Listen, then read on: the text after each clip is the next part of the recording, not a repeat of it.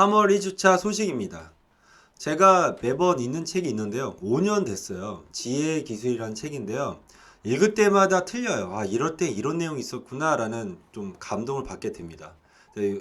이번 주에 기억이 좀 나는 내용은 사람이 당신에 대해서 비판할 수도 있고 좋다 그리고 나쁘다라고 표현할 수 있지만 그게 옳고 그름은 아니다라는 표현이 있더라고요. 와닿았어요. 그게 제가 하는 행위에 대해서 그리고 교육하는 거에 대해서 당연히 비판할 수도 있고 좋다 싫다 표현할 수 있죠. 근데 저를 비판하고 싫다는 거에 대해서 그게 옳은 건 아니잖아요. 그래서 거기에 대해서 신경 쓰지 말고 내 갈 길을 꿋꿋하게 가야 되겠다 이런 생각이 들었습니다. 한때 6천만 원까지 치솟았던 비트코인 등 가상화폐에 제2의 붐을 주도하는 큰손이 4050 세대인 것으로 나타났습니다. 40대가 30.3%, 50대 이상이 21.35%로 두 세대를 더하면 한 51.7%네요. 가상자산 앱 사용자도 폭발적으로 늘어났고요. 업비트와 빗썸 사용자는 지난해 11월 3주차 약 72만 명인데요. 3개월 만에 212만 명, 그러니까 약 3배 이상 늘어났습니다. 이와 함께 투자자들은 하루 평균 65번 이상 거래소 앱을 들여다보는 것으로 나타났습니다. 뭐 하루에 65번을 이상을 들여다보려면 몇 번이나 클릭해야 되는 거죠. 한편 급등세를 이어가던 비트코인은 최근 변동성을 키우고 있습니다. 왔다 갔다 하죠. 비트코인은요. 올해 들어 은행 대출 금리가 꾸준히 오르면서 영끌 쪽의 이자 부담이 커지고 있습니다.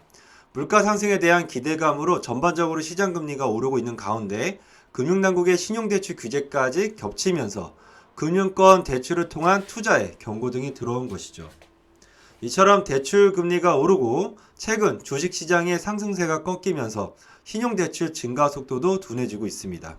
25일 현재 5대 시중은행 신용대출 잔액은 135조 1747억 원, 1월 말 135조 2390억 원, 90억 원보다 오히려 643억 원 줄어들었습니다.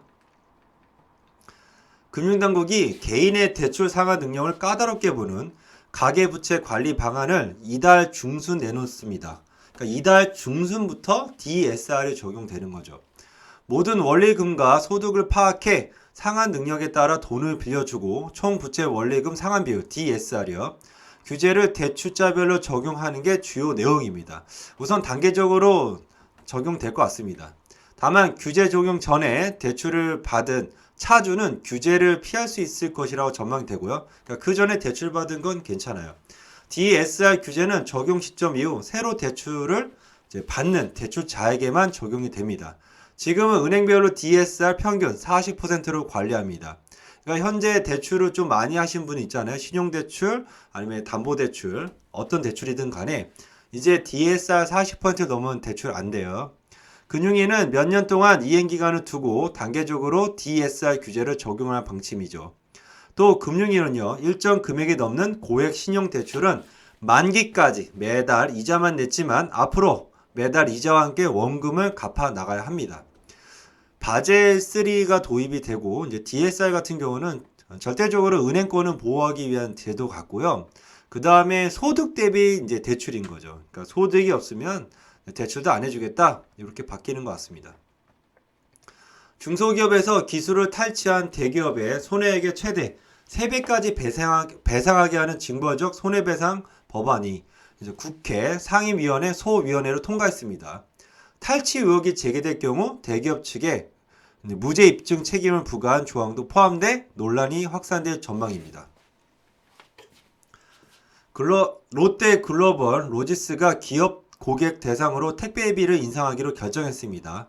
15일부터 시행될 예정이고요. 소형 택배 기준 1,750원에서 이제 1,900원으로 인상됩니다. CJ랑 이제 한진, 경영업체들은 본사 주도의 택배비 인상에는 나서지 않겠다는 방침인데요.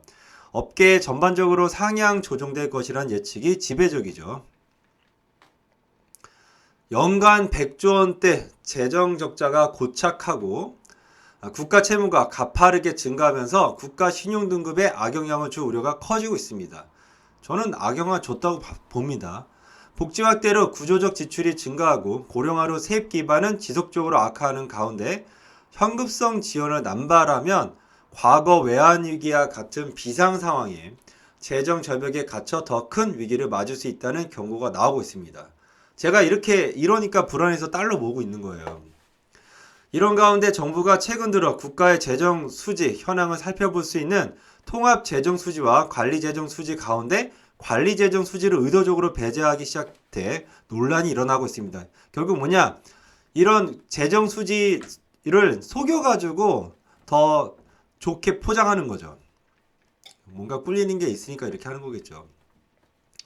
환경 책임, 투명 경영을 뜻하는 ESG 열풍이 회사채 시장에서 뜨겁습니다. 내놓으라는 연기금들이 투자에 적극 나서며 탄탄한 수요가 확보됐기 때문이죠.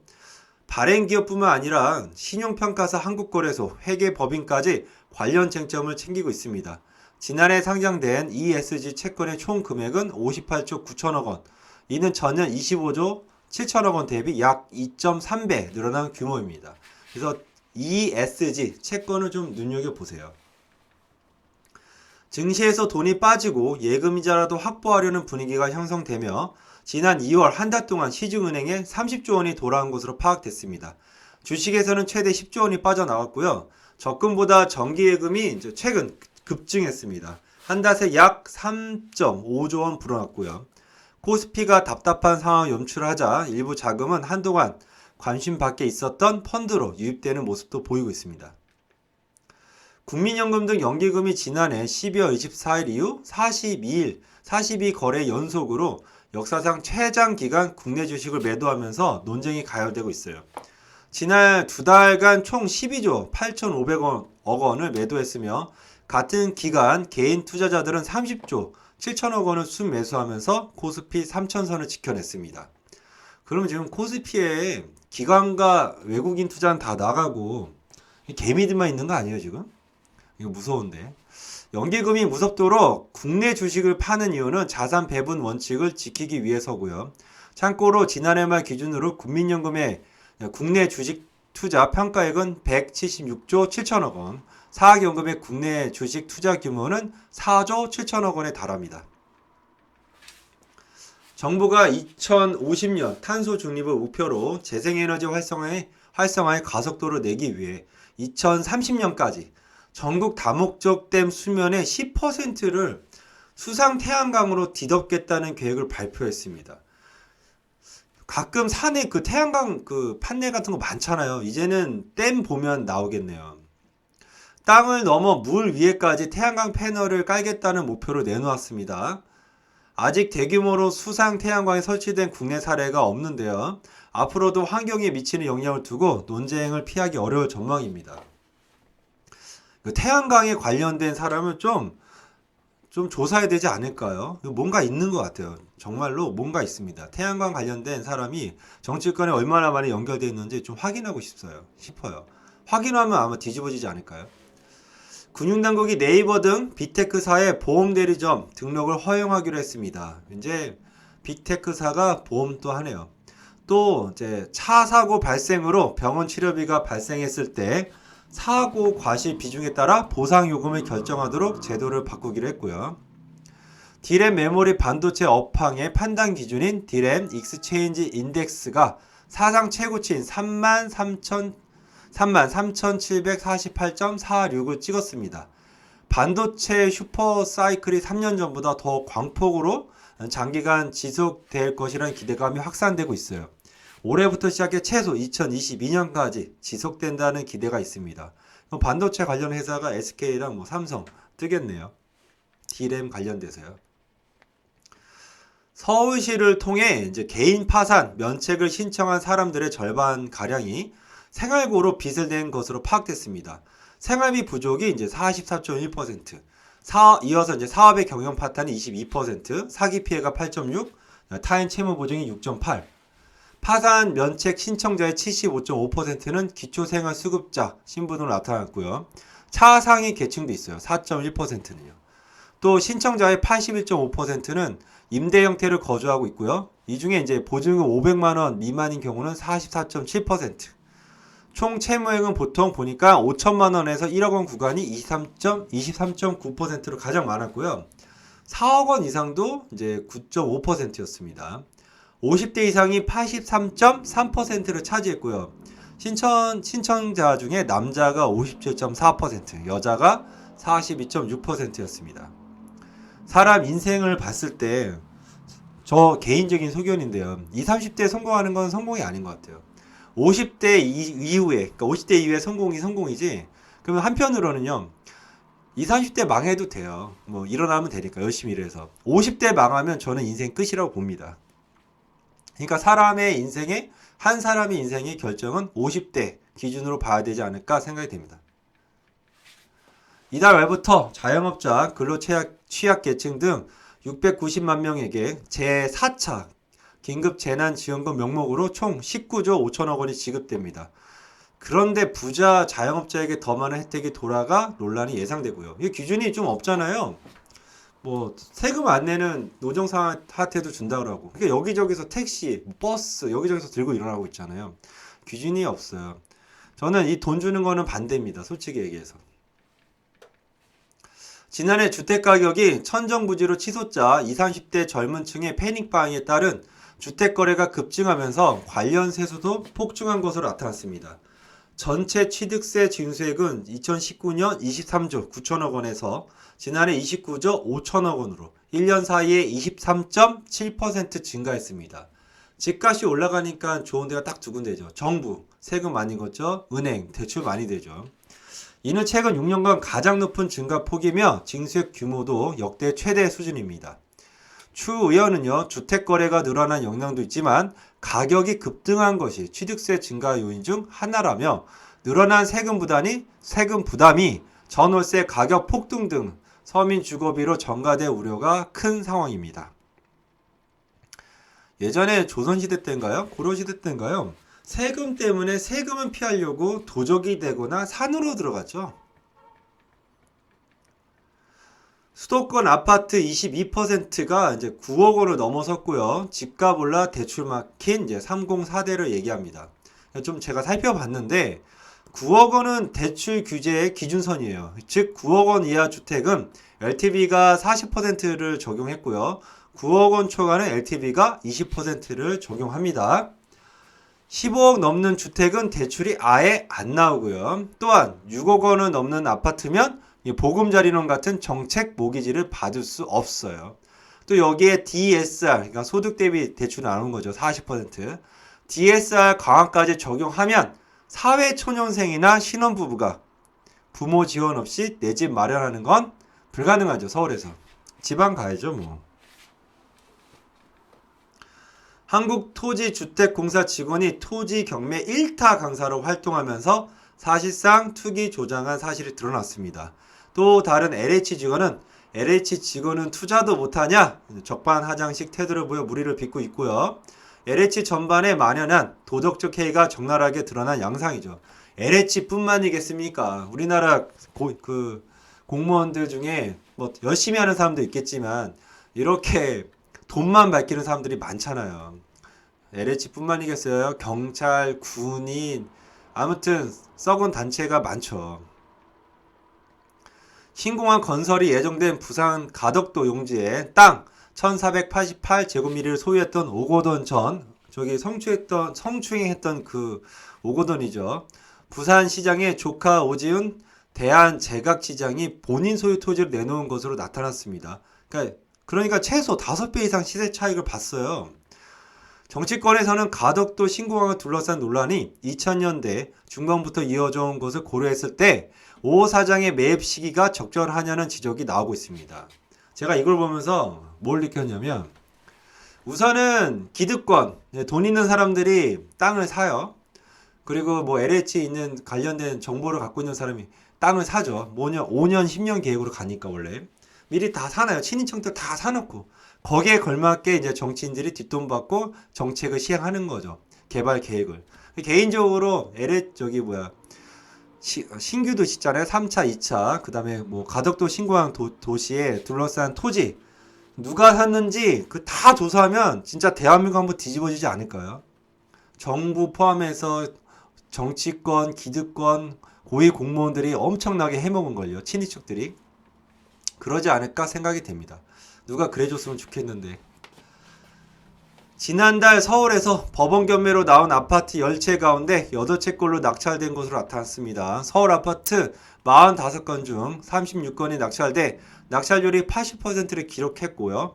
이는 월간 역대 최고 낙찰률이었습니다. 이유는 집값 상승에 지친 실수요자가 경매장으로 달려간 영향이 크죠. 정부가 2월 4일 부동산 대책을 통해 2025년까지 서울 32만 3천 가구를 포함해 전국에 83만 6천 가구를 공급한다 밝혔죠. 내용을 보면 2025년까지 주택을 공급할 용지를 확보한다는 것이지 주택을 공급한다는 건 아니죠. 주택을 공급할 용지를 확보할 계획이 다 나왔겠죠. 그리고 여기서도 또 LH 그리고 정치권들 친인척들이 다 미리 사놨지 않았을까요? 이 때문에 전문가들은 당장 시장을 안정화시키기 위해서는 다주택자들이 매물을 시장에 내놓을 수 있게 하는 방법을 써야 한다고 조언하고 있습니다. 조언 중에 하나겠죠. 그래서 그런 얘기 있잖아요. 진짜 부자들은, 정보 있는 사람들은 땅을 사고요. 정보가 별로 없고 가짜 부자들은 건물 산다고요. 건물 사면 세금만 내잖아요. 이렇게 땅을 사야죠. 한 방에 팍 오르게. 근데 정보가 있어야지 땅을 사죠. 여성 출산 연령이 높아지면서 20대에 출산하는 여성이 점점 줄어들고 있습니다. 전체 출생아 중 20대 엄마를 둔 비중은 1990년 80%에서 작년 20% 초반으로 30년 사이에 뚝 떨어졌고요. 1990년대에는 27살에서 28세이던 평균 출산 연령이 매년 상승해서 지난해 33.1세를 기록했습니다. 점점 결혼이 늦어지고 있죠. 1988년에 처음으로 1000만 명을 넘어선 서울시 인구가 32년 만에 지난해 1000만 서울 타이틀을 잃게 됐습니다. 서울 총 인구는 지난해 말 기준 991만 1088명, 내국인 인구가 0.62% 감소, 외국인 인구는 13.93%, 약 4만 명 감소했습니다. 연령별 인구 증가율을 보면요. 0에서 4세 인구가 10.26%가 감소했고요. 85세에서 89세 인구는요. 11.42%가 증가했습니다. 급격한 저출산, 고령화 현상으로 나타내고 있어요. 사회적 거리두기 체계가 현행 5단계에서 4단계로 개편됩니다. 새 개편안이 따르면 대유행 단계인 4단계에서도요. 거의 모든 다중이용시설이 집합금지에 처해지지 않고 오후 9시까지 영업할 수 있습니다. 근데 이제 대신 오후 6시가 넘으면 3인 이상 모임이 금지되며 사실상 개인 외출도 제한됩니다. 농림축산식품부와 산하기관이 지난해 말 2천만 마리 분량의 조류 인플루엔자 항원을 마련하고도 백신 사용을 미뤄온 것으로 확인됐어요. 일각에서는 농식품부와 검역본부가 백신 효과를 확인하고도 사용을 주저한다는 주장이 나왔습니다. 이거 왜 안 했을까요? 귀찮아서 안 했나? 현직 교사도 교육감 선거에 출마할 수 있는 법안이 발의돼 교육계 의견이 분분해지고 있습니다.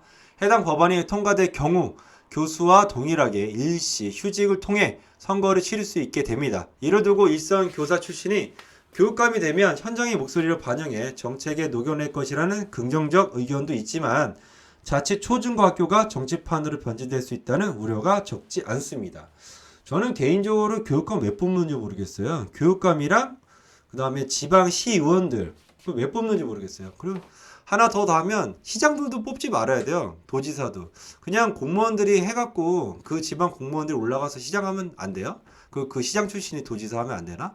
그럼 쓸데없이 돈을 선거에 낭비합니까? 2023학년도 대입부터 지방대학의 의치, 한의대와 약학대학, 간호계열을 비롯해 법학 전문대학원, 그러니까 로스쿨 등 전문대학원의 지역인재 선발이 이제 의무화됩니다. 앞으로 법으로 비율까지 명시해 지방대의 지역, 우수인재 유입을 적극 유인하겠다는 게 정부의 보관이죠. 다만 의무화에 따른 선발 비율이 현행 공고 비율, 이제 의대가 30% 이상, 로스쿨이 20% 이상, 강원 제주대가 이제 15% 이상, 로스쿨은 10% 이상 그대로 따르지는 미지수입니다. 지역인재 선발 기준도 강화됩니다. 현재는 지방대를 졸업하면서 지역인재 전형에 지원할 수 있었는데요. 앞으로는 이게 안 돼요. 해당 지역 중학교, 고등학교를 나와야지만 가능합니다. 그러니까 예로 서울에 중학교를 졸업하고요. 그 다음에 지방의 자사고로 이제 입학을 해서 그 지방 자사고를 졸업해 해당 지역 이제 들어갈 수 있냐? 들어갈 수 없습니다. 미얀마에서 군부 쿠데타 이후 가장 많은 이들이 쓰러졌습니다. 하루 새 이제 35명 사망이에요. 미국은 추가 제재를 검토하고요. 각국에서 군부를 규탄하는 성명이 이어지고 있습니다. 그냥 미국이요. 석유 통제하면 돼요. 미얀마로 들어가는. 그리고 중국 때려잡고요. 그러면 해결할 수 있습니다. 이거는. 그냥 말만 하는 거죠. 원래 말만 하는 건 의미가 없어요. 세계 최대 검색 엔진 구글이 자사 웹 브라우저 크롬에서 사용자의 앱 웹 사용 기록 추적 기술을 내년부터 전면 폐지하기로 했습니다. 광고주에게는 추적 기술에 기반한 표적 광고를 더 이상 판매하지 않고 익명화된 집단을 단위로 광고할 수 있도록 신기술을 도입한다는 계획입니다. 조 바이든 미국 대통령이 주도한 1조 9천억 달러 규모 코로나19 경기 부양책이 27일 미국 하원에서 통과됐습니다. 하원에서 통과된 거예요. 부양안에서 연간 소득 7만 5천 달러 이하인 미국인들을 위한 1,400달러짜리 코로나19 현금 지원금, 주정부와 중소기업 보조금, 학교 정상화 자금을 비롯해 백신 보급 관련 지원금이 포함되었습니다. 이날 표본에서 논란의 중심이었던 최저임금 15달러 인상안도 함께 처리됐어요. 이게 처리가 되는군요. 15달러 인상안이. 이런 가운데 상원은 지난 25일 최저임금 인상안이 예산 조정의 대상에 포함될 수 없다고 발표했죠. 앞으로 최저임금 인상안을 포함한 채 경기부양안을 통과시키기 쉽지 않을 것이란 전망이 우세합니다. 안 될 것 같은데 이거 솔직히. 조 바이든 미국 행정부가 중동의 정통적인 우방인 사우디아라비아 왕실과 관계 설정을 놓고 진퇴양난에 빠졌습니다. 바이든 정부는 지난 26일 언론인 자말 카슈크지 암살 사건과 관련해 사우디아라비안 76명에 대해 비자 제한 조치를 단행했습니다. 이거 실질적으로 언론인 죽이라는 거는 왕세자죠. 하지만 제재 대상에서 사건의 최고 책임자 격인 빌살만 왕세자는 쏙 빠졌습니다. 인권을 중시한다는 이미지를 꾀했지만 알맹이 없는 제재 흉내만 그쳤다는 비판이 민주당 내부에조차 쏟아져 나오고 있습니다. 하려면 제대로 하든지 아니면 말든지 이렇게 해야죠. 4일 국제유가가 2년 만에 최대 폭으로 급등했습니다. 주요 산유국들이 다음 달 대폭 증산에 나설 것이란 예상과 달리 소폭 증산만 하기로 결정했죠. 특히 최대 산유국인 사우디아라비아는 하루 100만 배럴 규모의 자발적 감산을 다음 달까지 유지하기로 했습니다. 미국이 인권 문제로 사우디를 압박하자 사우디가 감산 연장으로 대받아쳤다는 분석이 나오고 있어요. 한편 국제 금값은 약세를 이어가고 있습니다. 미국, 인도, 태평양 사령부가 중국의 팽창주의를 견제 및 압박하기 위해 오키나와에서 필리핀에 있는 지역에 미사일망을 구축하는 등 6년간 273억 달러를 투입하는 방안을 검토 중이에요. 그러니까 태평양 방어선을 구축해서 중국은 그냥 미사일로 에워싸네요. 중위 영유권 분쟁을 빚는 센카쿠 열도에서 유사시를 가정해 군사훈련을 계획했고요. 미국, 인도, 태평양 사령부가 신청한 예산은 전년에 2배 이상 늘어났습니다. 이에 중국의 반발이 거세질 것이라는 전망이 나오고 있습니다. 이렇게 보니까 일본, 오키나와, 대만, 필리핀 쭉 이어서 인도까지 동중국해, 남중국해 다 에워쌌죠. 우리나라는 빠졌고요. 이렇게 되면 우리나라는 굳이 필요 없죠. 들어오면 좋고 안 들어오면 말고죠. 영국 정부가 코로나19 충격을 완화하기 위해 막대한 돈을 풀며 생긴 재정 적자를 메우기 위해 1974년 이후 거의 반세기 만에 법인 세율을 인상하기로 했습니다. 현행 19%인 영국 법인 세율을 2023년 4월부터 25%가 이제 오릅니다. 대신 공장과 기계 설비에 신규로 투자하는 기업에는 투자 비용의 130% 공제하는 슈퍼 공제 방안을 당근 채워 내놨습니다. 2022년 4월부터는 개인의 세금, 환급률과 한국 구간은 동결되고요. 이에 따라 납세자 130만 명이 등장할 것이라는 설명입니다. 2025년에는 고율 세율 납세자가 100만 명 가량 나올 것이라고 이제 덧붙였습니다. 근데 영국이 이렇게 무너지나요? 여기까지 하겠습니다. 감사합니다.